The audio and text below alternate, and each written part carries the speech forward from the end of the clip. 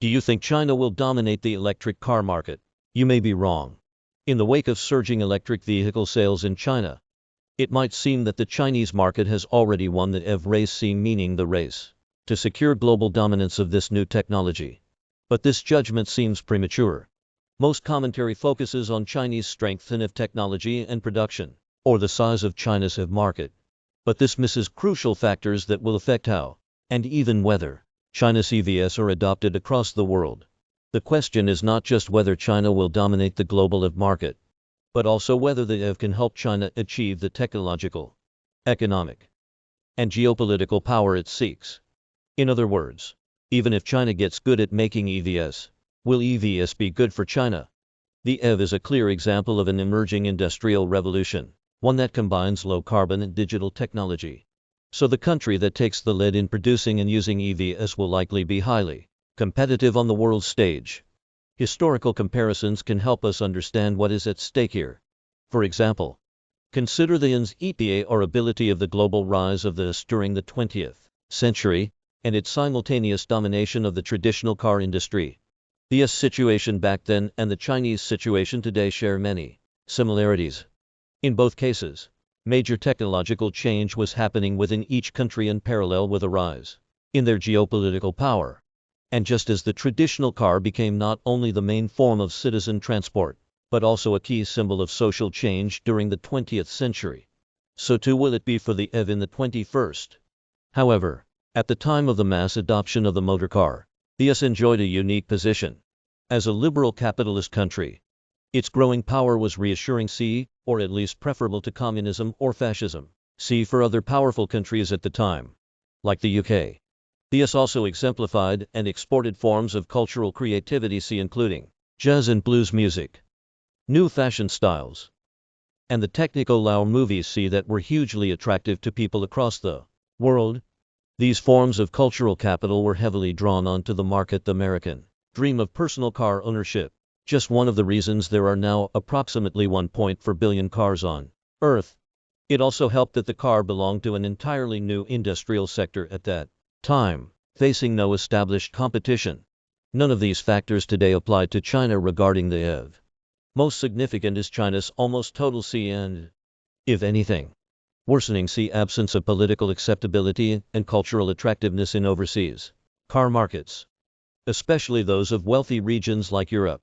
China's ultimate domination of the EV sector would require Chinese EVs to compete successfully in these established markets. But these are already populated by some of the world's most advanced companies, including Toyota, General Motors, and Volkswagen, as well as consumers with high expectations.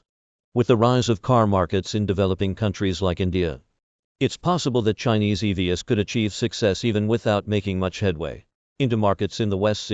But China's tricky political status will make it hard there, too. This problem matters even more for EVs than for cars, because of the profound difference between the two. The car is a comparatively simple machine. It's basically an engine on wheels, with various additions to make it more enticing and comfortable for its driver and passengers. The EV, by comparison, is a totally new technology that's part of a much larger, unpredictable transition in urban mobility. Simply replacing cars with EVs will not solve congestion or transport inequalities in society, and EVs will create challenging environmental problems of their own, such as the pollution created by producing and recycling of batteries. Plus, EVs themselves still have a long way to evolve, making political and cultural misgivings about China's role in creating them more important. For instance, cars have been widely associated with individual freedom, one of the main reasons for their global popularity. Their digitization threatens to make the EV a vehicle for unprecedented levels of surveillance and control of people's mobility. In a 2015 experiment, 2 hackers were able to take control of a reporter's car and remotely direct its steering wheel. Situations like these could well generate fears around authoritarian control and reduced privacy, further diminishing Chinese EVs' appeal overseas. Finally, the motor car emerged at the moment of discovery of a seemingly boundless energy source, oil, and when concern for the effect of its waste products was largely absent. Today, in contrast, a major driver of the EV transition is its sustainability. meaning that the environmental impact of mass EV adoption will be closely scrutinized by customers and citizens worldwide. Chinese companies hoping to enter overseas markets seem to be poorly prepared to manage such controversy. Currently, therefore, the most likely scenario seems not to be unrivaled Chinese EV leadership. China will be a major player in the EV if only given the size of its domestic market and the level of government support it provides its EV industry.